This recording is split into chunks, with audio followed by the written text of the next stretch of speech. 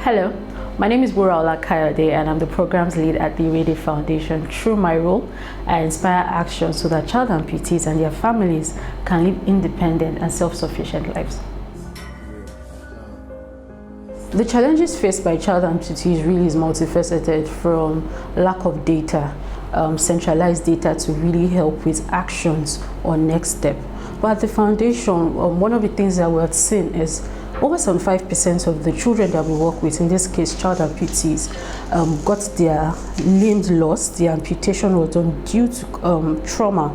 And in this case, trauma varies from accidents to traditional bone setters to hospital mismanagement, basically the healthcare system, and poverty. And I would like to emphasize on poverty, on how when a child falls, instead of going to the hospital, the immediate action is to go to traditional bone setters.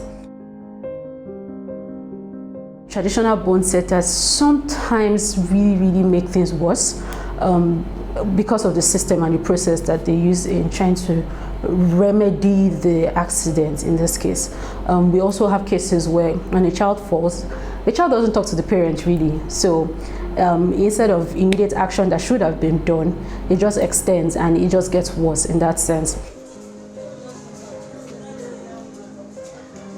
The balance percentage just shows congenital deformity, and really, we've really not seen, there've been no studies or research that really shows why we're having congenital deformities, limb deformities in this case. But beyond that, we also see how religion and culture has a role to play. So I'll give you a story. A mother who gave birth to a child with congenital limb deformity and is termed a witch, or there's a curse that has been placed to her.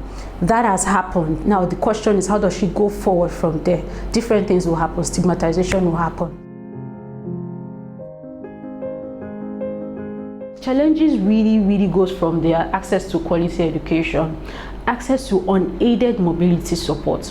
We've seen cases where parents have to back their 4-year-old children, have to move around with their overaged child just for the sake of mobility. And we've had cases where parents have to sit back. Parents, this time the mother, have to sit back at home to take care of the child. This really also affects their own socioeconomic status, as well as the health of the mother. Now let's picture this: a mother who is backing a 4 to 5-year-old child every day. The impact on her body, it will tell. Her waist is going to be in pain. Her waist is always in pain. But when there's a prosthetic limb, really it eliminates this challenge that they face in their home. Providing a child amputee with prosthetic limb really provides hope and relief. Hope for the child, hope for the parents, hope for the society at large. Yeah, now, a child amputee who has a prosthetic limb doesn't have to rely on crutches, doesn't have to rely on wheelchair, doesn't really have to rely on external support, but the child can just live the life to the fullest.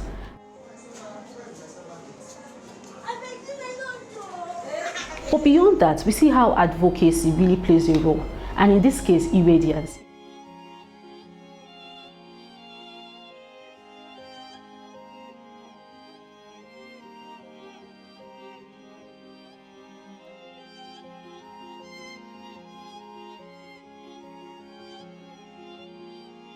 Iredians is an advocacy tool that showcases child amputees and other children with disability.